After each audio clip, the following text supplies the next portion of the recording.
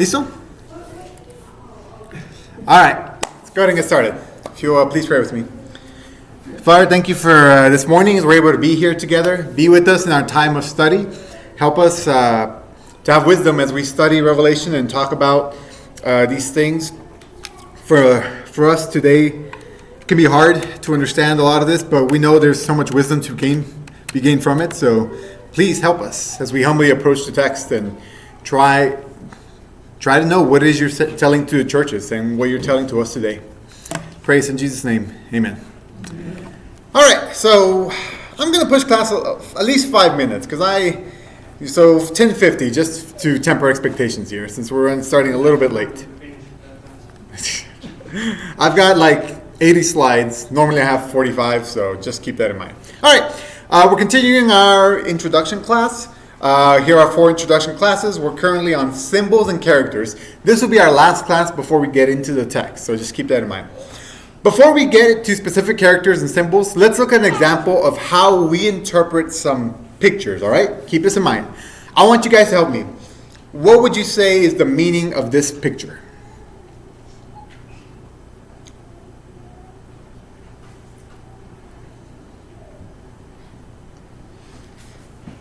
Okay, that's all right. We'll start with something easier. Okay, someone help me. What's the meaning of this picture?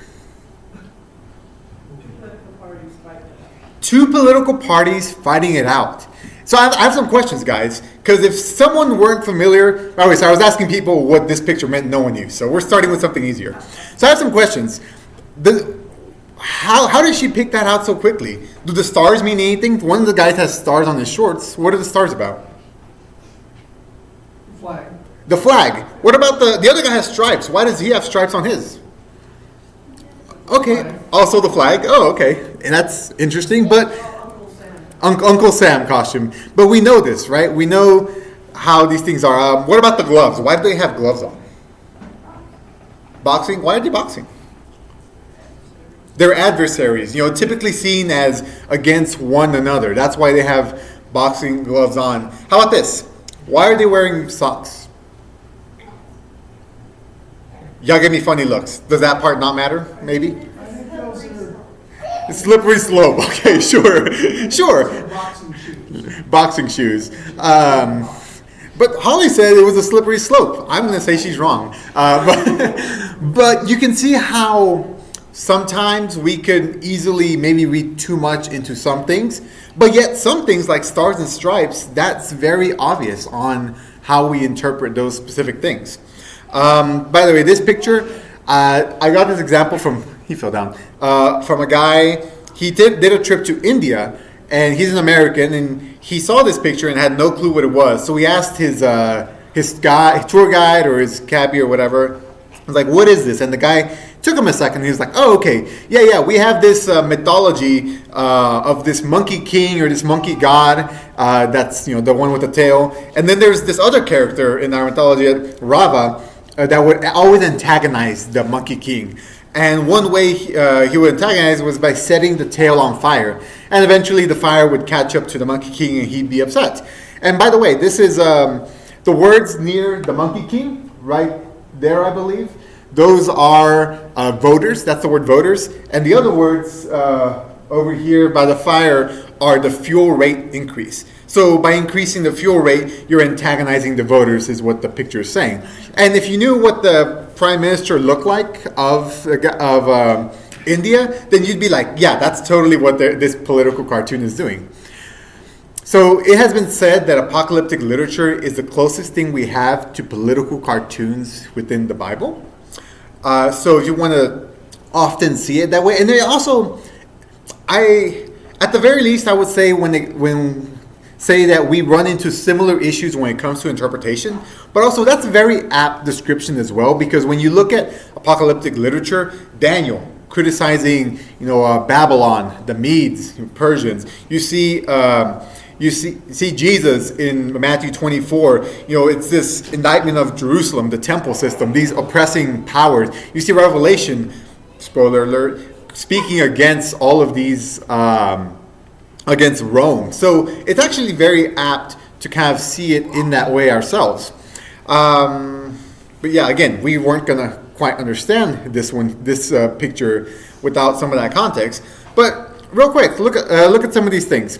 In this Indian comic, it was difficult for most of us to understand because we didn't know the language. We didn't know the stories and the myths that were original to the audience that got it. And we didn't know the socio-political issues that the original audience was living through. So, of course, we would have some difficulty in trying to interpret Revelation or even this particular political cartoon here. So we're going to be using similar tools to interpret Revelation like we would use to interpret a political cartoon. I think there's a lot of overlap. I don't want to stretch it too far, but I think for us it might be one of the best ways to look at it as we try to read the book for ourselves. It might be difficult to believe that this is a useful method, but I'll try to show how it is relevant throughout our classes as we go forward.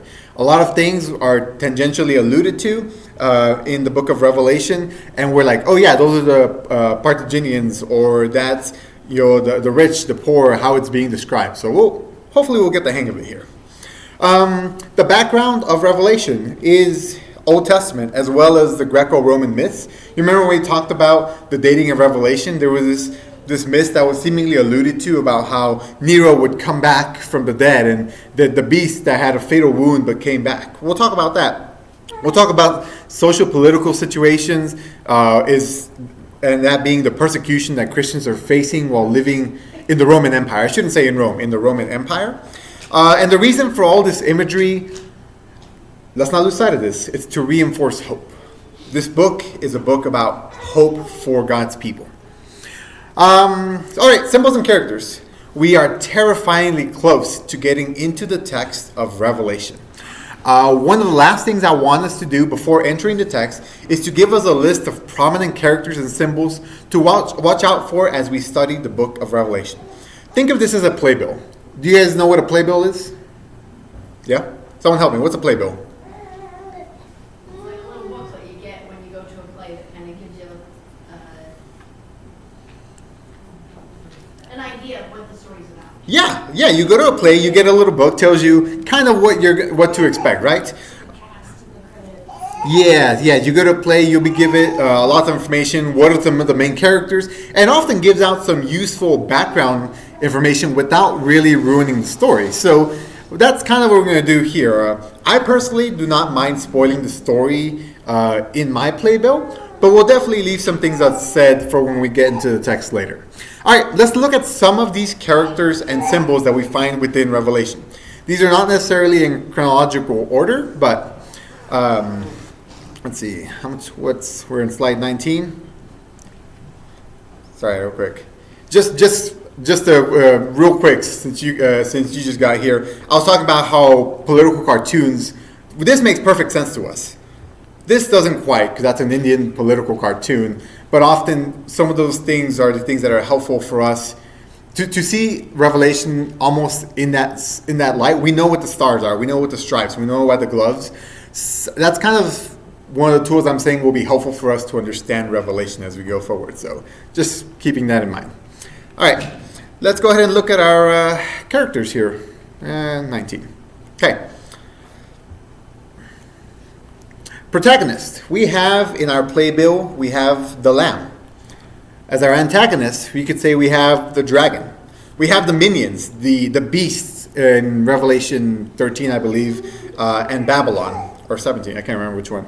So other characters, we have the New Jerusalem, we have the faithful witnesses, we have the 7 churches. For symbols, we have all kinds of symbols: seals, trumpets, signs, bowls. Signs a little iffy, I'm debatable whether that's it, but definitely seals, trumpets, and bowls. Those are definitely part of the literary structure in Revelation. Numbers, we have so many numbers: 12, 7, 3.5, 666, 1,000, etc. We'll talk about some of these. More characters and symbols. We have the bride and we have the prostitute. We have Jezebel and Balaam. We have Sodom and Egypt. We have the suns and stars in illusion, Isaiah 13:10. The woman in Revelation 12. We have our 2 witnesses, very famous within even culture outside of the church, but our 2 witnesses here. So we're going to cover a few of these characters with some depth, but again, we'll leave most of that depth for a different time. First, it is useful to notice something about a lot of these characters. Keep this in mind. We can categorize so many of these characters into the good version and then the parody of it.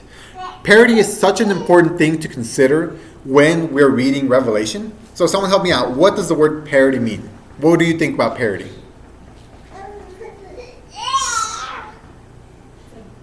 Taking an original work and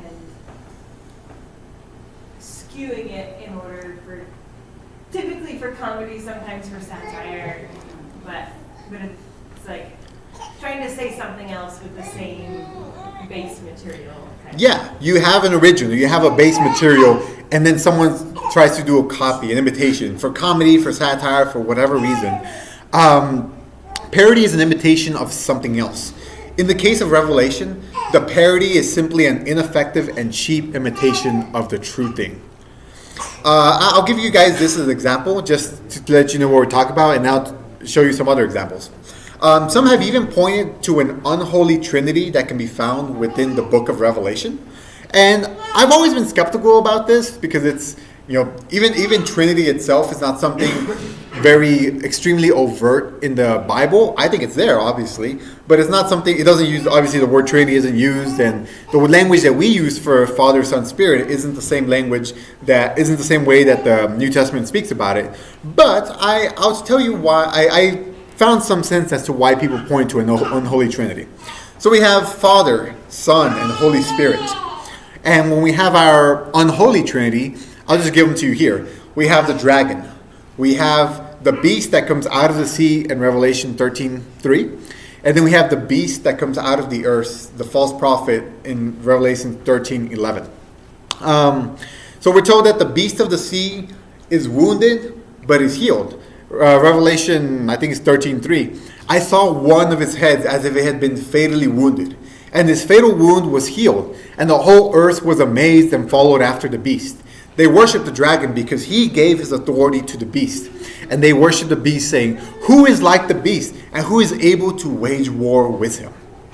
The dragon, he's worshipped instead of the Father, because the dragon gave authority to the beast. Like Jesus was given authority by the Father. All authority has been given to me on heaven and on earth, he says in Matthew. The beast, he's healed from this fatal wound. Again, the dragon is kind of drawn on parallel with the Father, God in heaven. But then we're told about the beast having a fatal wound. Again, we're possibly reminded about Jesus' resurrection, the one that was fatally wounded, but that was resurrected, that did come back from that. And look at this. I think this is to me, it's the most convincing aspect of it. We see other people what did the text say? They worship the dragon because he gave his authority to the beast. What are the other people saying? They're saying, "Who is like the beast, and who is able to wage war against him?" If you know your Old Testament, then that phrase should be so familiar. Say, "Who is like the beast?" So many times, at least 7, I thought about putting them all, but I didn't. In the Old Testament, we see this phrase of, "Who is like the Lord our God?" So the people, when they're thinking about the beast and thinking how great and how mighty and how powerful it is, they're giving to the beast what is reserved for God in this case. And that we as readers, as the church reading Revelation or hearing Revelation, we're saying, that's wrong. This beast should not be worshipped. That is a phrase, that's how the Bible speaks about God, not about any other beast, man, human, whatever that is out there. Psalm 113, 4-6. The Lord is high above all nations, and his glory above the heavens. Who is like the Lord our God? Who is seated on high? Who looks far down on the heavens and the earth? The beast from the earth, by the way, seems to have the role of kind of hyping up the beast from the sea and pointing others to him. I don't think I included the verse 11 there, but if you read that, you kind of get the impression that's what's going on. This beast of the earth also performs great signs. And I can see why people call this the unholy trinity. These are roles that we find of the Spirit to point others to Jesus, to tell them about who Jesus is, to teach. After Jesus left, he said, "It's better if I go, because the Spirit will come and he He points us to Christ. And we see in the book of Acts, we see signs and wonders being done by people empowered by the Holy Spirit. So this beast of the earth is doing all these great signs and pointing to the first beast. And we're like, no, this also is wrong. This should not be how it is. Like we said before, these are cheap imitations of the real thing. Let's look at a few more contrasting characters, because again, we find this in Revelation a lot. These characters that we're supposed to see the good version and see the bad version of it. The bride. We have the New Jerusalem. We have the seal on the forehead, and we have the book of life. And these are just a few. I could have named more. What's the contrast of the bride? The harlot, the prostitute. Yes. And one way you can teach it is like, would you rather be the bride or would you rather be the harlot? In the world of the book of Revelation, the answer is obvious. You want to be the bride of the Lamb, not this harlot that's going off to other gods. The New Jerusalem is contrasted by Babylon. Babylon is often called in the book of Revelation. It's talking about Rome, but it's often called that great city. Again, a spoof but how great is Rome really? How great really is Babylon? We have the mark of the beast, which is very famous within our culture. But even more importantly, we're told that the faithful, they have seals on their foreheads. Whereas the mark of the beast, they're sealed, I think it says foreheads and on their arms, which is kind of what the Shema you're supposed to do with the Shema.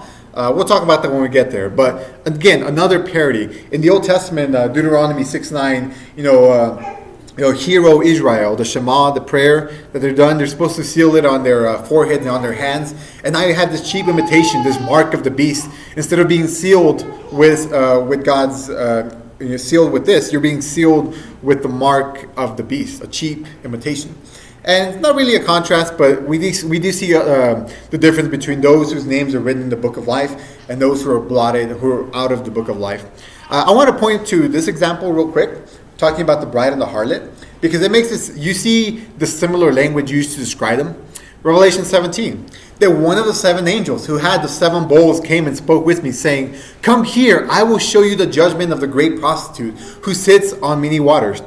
Then a few chapters later, then one of the seven angels who had the seven bowls full of the seven last plagues came and spoke with me, saying, "Come here, I will show you the bride, the wife of the Lamb." So we see the good version. We see the bad version being played out here. Let's see. Oh boy, this should be fun. So the seals, trumpets, and bowls. These symbols will be interesting to study later. For now, I'm going to use these as a launching point for a tool that we need, and it's called recapitulation.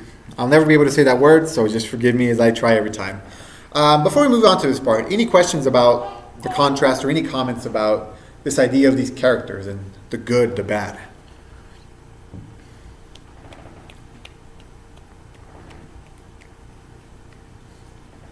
All right, recapitulation. Ooh, that was close. Okay. Hi, I'm learning here.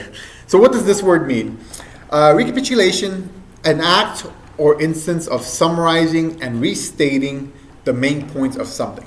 Think of this as cycles that cover the same idea from a different perspective.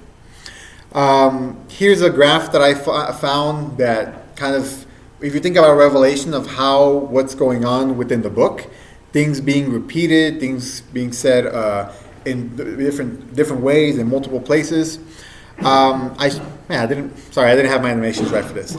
I should say that not everyone holds to this method of interpretation, especially if you fall more in line with dispensational futurists. The idea that these are symbols and that all of these things still haven't happened and still need to happen and they will happen one day, and these locusts are going to be like helicopters and all of these, and a third of, if you have this view and view Revelation through that lens, then you're more likely to believe that all of Revelation is happening in order, straightforward, that it's all happening straight, chapter 4 going onward, it's just going to happen like that in a straight line. However, look at this image here. I don't necessarily agree with, or I'm not sure. I should say I'm not sure I agree with exactly how it's laid out here. But here's an idea of what recapitulation is within Revelation. You see these cycles happening. We see these patterns within the book of Revelation happening over and over again.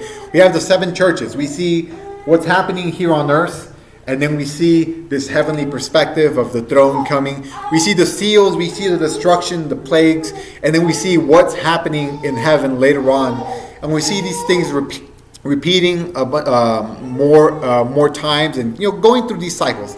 Again, I'm not sure exactly if this is the exact layout I would land on. Maybe I haven't. I'm still studying, But this kind of gives you an idea of what's going on in Revelation, and also, to my perspective, it makes better sense of why some things are happening the way they are. If you remember in Revelation chapter 12, I believe, is that story of the woman giving birth to a child, and he's being protected from the devil, from the dragon, and he goes back and he ascends back to where he belongs. And all of us would say, yeah, this has something to do with Jesus at the very least. But that happens in the middle of Revelation, so you can't I would say even the most diehard, this is a linear way of what's happening in Revelation. Even there, you have to say, no, we're going back in the story a little bit and covering more areas and doing things again. It's like, another example of why this happens, and I'm sure I have this in my slides somewhere, but oftentimes it looks like this is the end, and we're told, here is the great day of wrath of God, and we're in like chapter 4, or we're in chapter 9 or something. Or we see Christ is ascended, and now he reigns forever, and we're in chapter 15, and yet the story continues, and more things are taking place. I suppose you could try to say that, yeah, of course he's reigning, but more bad stuff needs to happen. But really, when you read the language, a lot of it feels like, okay, this is culminating in something, but yet we're going back in the story and taking another perspective. We're emphasizing something else. Like I said, I'm not sure that diagram is exactly how I put it, but that's kind of the idea, and that's how I see Revelation, things that are going on. Especially the structure, 7 churches, 7 bowls, seals, trumpets, bowls. You see this happening a lot. So, also, look at this example here. There's also, while it's not exactly linear, as you're reading Revelation from front to back, you see this escalation in like the intensity of what John is trying to say. You see these things are getting worse, and I wouldn't say exactly it's worse in as time's going on, of course the world's going to get destroyed more and more.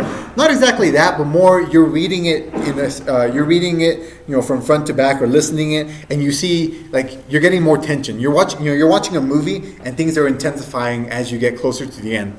The 7th seal in Revelation 8, then an angel took the censer and filled it with fire from the altar and hurled it to the earth, and there were...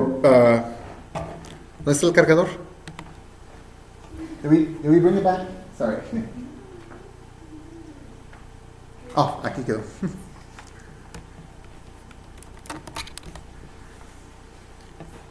Okay, it is plugged in. Awesome.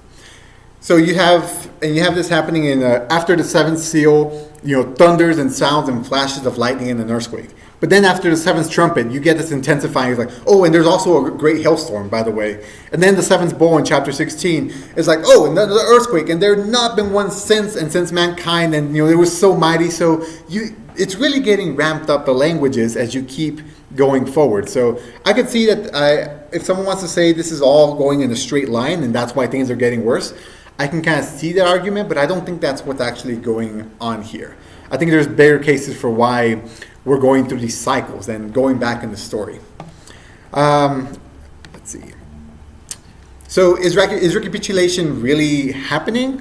I understand that this concept may be new to some of you if you haven't studied Revelation before. I promise it's not a minority view. A lot of people that study this, very high level, you have seen this, and even since the year 300, people have noticed this happening in the book of Revelation. I really think it makes the most sense of a lot of things. Revelation is telling a similar story or the same story in cycles, each time giving different details or emphasizing different parts or just repeating to get the point across. I will point out a few other reasons why this makes sense, but first, let me give you an example of recapitulation in the Bible. I got worse at saying it that time. Genesis 41. Do you remember Joseph giving a story, or being able to interpret the dream of Pharaoh? So Pharaoh said to Joseph, "In my dream, there I was, standing on the bank of the Nile. And behold, 7 cows, fat and fine looking, came up out of the Nile, and they grazed in the marsh grass. Then behold, 7 other cows came up after them, poor and ugly and thin, such as I had never seen for ugliness in all the land of Egypt. And the thin and ugly cows ate the first 7 fat cows, and yet they had devoured them, and it could not be detected that they had devoured them, and they were just as ugly as before. Then I awoke. I saw also in my dream, and behold, 7 years of grain, full of good, and came up in a single stalk. And behold, 7 years withered, thin, and scorched by the east wind sprouted after them. And the thin years swallowed the 7 good years. And I told it to a soothsayer priest, but there was no one who could explain it to me. And Joseph said to Pharaoh, Pharaoh's dreams are one and the same. God has told to Pharaoh what he is about to do. 7 good cows are 7 years, and 7 good years are 7 years. And dreams are one and the same. The 7 thin and ugly cows that came up after them are 7 years, and the 7 thin years scorched by the east wind will be 7 years of famine.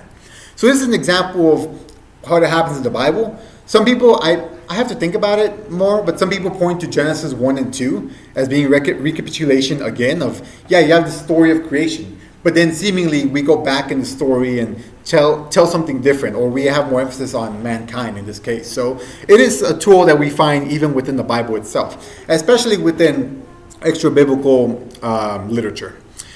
Oh, cool. Now I fixed my animations. So we see 2 dreams or vision, and they're actually telling the same story. I should say though, sometimes we do get chronological events within visions. If you look at Daniel's visions representing 4 successive kingdoms, I think everyone would probably agree that this is happening in timely order, chronological order. But I believe that Revelation lends itself more to kind of this repeated message. It's not to say that things don't happen in some linear form, but I'd say we definitely go back in cycles, and we definitely reiterate some things. And finding where those edges are sometimes is difficult, but we do have some good points that help guide us. So we'll talk about that later. It's also not a vision, but it reminds me of the parable of the lost sheep, coin, and son. We see the same pattern in many places of this parable, but each story helps to clarify the larger point. All right, reasons for recapitulation. There are many times, like I said, that it seems that Christ's victory has already come. There's at least 4 points that I would say are 4 or 3 that are very obvious, scattered throughout Revelation. But then clearly the end's still coming. Or when the 144,000 are sealed up and they're gonna be kept safe and nothing happens. But then a few chapters later we see the saints suffering or hurting. I'm not saying that being sealed up and kept safe doesn't mean you're not going through tribulation. But the language in which it's made, it seems like the end times, but yet later on in the story we're going back to there's suffering and there's plagues and there's still things going on here. So, sorry, I'm trying to figure out why I included this. Revelation 11:17. We give you thanks, Lord God the Almighty, the one who is and who was, because you have taken your great power and have begun to reign. After the 7th trumpet. Then the 7th angel poured out his bowl upon the air, and a loud voice came out of the temple from the throne saying, "It is done." But yet we continue. And Revelation 14. I looked, and behold, a white cloud stirring on the white, and one like a son of man with a golden crown on his head and sharp sickle in his hand. If you read the text around it, it's like this reaping of the earth, and again, the end of the world, but yet we're continuing back to other stories that we have. There's also many interludes that take place after interludes that take place after the 6th bowl and 7th trumpet, and these are just breaks where John is given more commentary about what's going on. There's also repetition. Remember how I talked about the intensifying thunder and lightning and stuff? There's also this that same idea that we find within the bowls and the seals, trumpets, and bowls, where in the seals we see. Sorry, that's not what I meant. But in the seals we see, a third of the grass. A fourth of the grass was removed, or a fourth of the water. I can't remember the exact ones, but this idea of that number, a fourth being removed. And then when we get to the trumpets, it's like, a third. So things are getting worse. And then by the time we get to the bowls, we have this idea of like, oh, it's total destruction. So it's all gone. So there is still this intensifying language, but I think it's part of the bringing the intensity to that towards the final end of Revelation. Okay, yeah, that's what I meant to point out. That one that we looked at earlier, the 1/4 and trumpets are 1/3, and then the bowls are kind of this total destruction idea. All right, I know that was a lot, and I probably should have done recapitulation as its own class, but here we are. So I didn't want to linger too much more in the introductions. Sorry, baby. All right, real quick, numerology. Numbers are found all around the Bible, and there is often significance to them. 40 is often a time of testing and trial. We see that in Israel in the wilderness and Jesus in the wilderness. 12 is significant, obviously, 12 tribes, 12 apostles. There's 12 months in the year. I'll admit, I'm often skeptical about the significance of some numbers. I think that can be taken a little too far. However, I have no doubt that 7 is important in the Bible and for John in the Revelation. It is astounding how many times 7 is used in the book of Revelation. We have 7 churches, 7 spirits, 7 golden lampstands, 7 stars in his right hand, the lamb with 7 horns, 7 seals, trumpets and bowls, kings, beasts with 7 heads, dragon with 7 heads, 7 lamps of fire, 7 mountains, etc. I have even more here, and I just didn't include them. So 7 happens a lot, and especially for the structure of how we see Revelation, it plays a big part. In fact, churches, actually, we'll talk about that in a couple of weeks, but yeah, this letter probably went out to more than just 7 churches, but John, keeping in his theme, might have been why he structured it that way. Why John uses this number and how he uses it can be debated, but usually it is a sign that's definitely something to pay attention to. Its typical significance throughout the Bible has been said to be completeness, obviously creation, 7 days, etc. Numerology, 3.5. This one's admittedly trickier for me to accept, but I'll give you guys what's often said here. Studies often point to 3.5 references in Revelation as a sign of a bad number. Why? It's half of perfection. So symbolically, it's representing something that's not complete. Like it's very intentionally being an incomplete number. This makes some sense to me, but I'm not entirely convinced. However, I do believe John's using this number for a reason, and this is so far the best explanation I've been able to find with it. 1,000. This is slightly less relevant, but I'll go ahead and mention this fact. 1,000 is the biggest number in the Hebrew language. Beyond that, you have to repeat the names here. So I think the way it works is if you want to say 1,000,000, you say 1,000,000. So I imagine that this can be significant in Revelation. Some have said that 1,000 is a way of just saying a very long time, like extremely long. It could be said like when we say, oh, this company is so successful, it's going to be around for 1,000,000 years. Obviously, 1,000,000 isn't the biggest number for us, but somehow in our head, that's just been implanted as like, oh, that's a big number, right? 1,000,000, 1,000,000,000. It's going to be around. We're not saying actually 1,000,000, but it'll be around for indefinitely. This could be relevant for Revelation in a few passages I'm sure you're thinking of. But I would say that it is focused disproportionate. The focus on those verses is probably disproportionate in our culture. All right, I'll try to finish this in 4 minutes, like I said, 10:50. Okay, cool. That's it for this week. That was a lot, I know, but trust me, we're going to revisit these things for a while. So 2 takeaways I want us to remember here. First is, because we're getting into the text next week, apocalyptic literature very often has associations with oppressing powers. If we read Revelation with that in mind, knowing that these people are suffering, knowing that Rome is persecuting, that the Jews in these Roman provinces are also persecuting them in some areas, that these people are hurting and are looking for hope, apocalyptic literature often comes into play. We talked about Daniel. Talking in Babylon, being this commentary on what's wrong with Babylon. Matthew 24, Jesus talking about Jerusalem. Ezekiel, Isaiah, Joel, all of these people are being oppressed, and you find this apocalyptic language being used more. Second, we need to be looking at the themes that get repeated, things that happen often, and again, I'll do my best to bring these out, but we're trying to keep this not too detailed. I'll ask questions in a little bit. Next week, we will start chapter 1. I recommend reading it. Also, next week will be different than most weeks that we spend in the text. My hope is to not get too detailed in our study. Again, I don't want us to lose the big picture of Revelation as we're studying the big picture. But remember that I will encourage you guys to try to bring us down rabbit holes that you actually want to study or are curious about. I very much encourage that because I think that's fun, that's interesting, and I think it can be really constructive. But that's not how I'm going to structure my class. So you ask me, we'll get into it a little bit, but we're going to pop back out probably soon after, okay?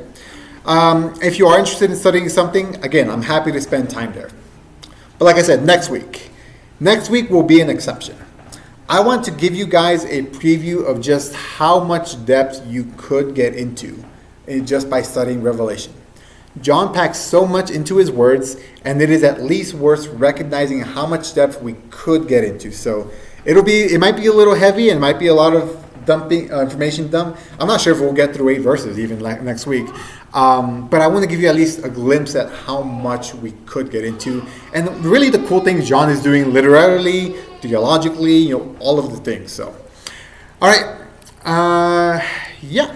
Any last questions? Any comments? I know it was a big break from the last one, but please, anything else? Good class, awesome. Any other questions like that one? I'll take.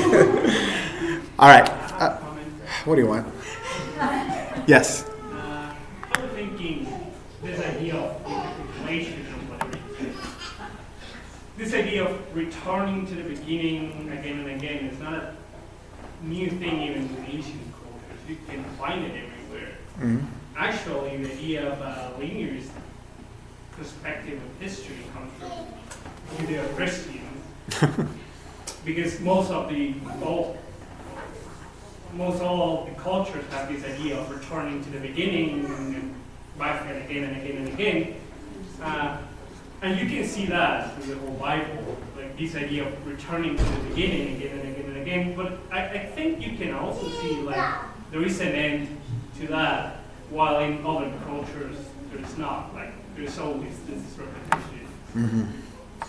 Yeah, very much so. And I one thing I did like about that chart we looked at with the overlapping circles, they're still overlapping. The story is still progressing, but we still need to go back to some piece of it. And as you say, there is this end that we're going to the very towards the end, and it paints the picture so beautifully in the last few chapters. All right, anything else? All right. Sí. Tal vez los números sí son importantes en la Biblia y te dicen mucho. Uh-huh. El problema es que han abusado de ellos, uh-huh, tal grado que llegan hasta definirte a través de los números el bien del mundo. Entonces ahí es donde cometen un error. Sí tienen mucha información. Mm-hmm. He's saying, yeah, numbers definitely are important within the Bible, but the problem is that they are very easily misused, abused. There's actually a technical term for being afraid of the number 666. It's and people won't, they'll buy an extra thing at the store if the receipt comes up to it. I think you're not allowed to have that on a social security number, whatever it is. By the way, side note, did you know? I just thought it was funny. There was at one point of service that you would pay money, and if you happened to get raptured, they would take care of your dogs for you. Like I didn't know that, but I was like, with that person, if you believe in that, I guess that makes sense. But that was interesting to me. So, all right, I'm done. We are dismissed for worship. Thanks, everyone. So they promised to be heathens for you. Yeah, I guess they're like, we'll be the heathens for you. Yeah.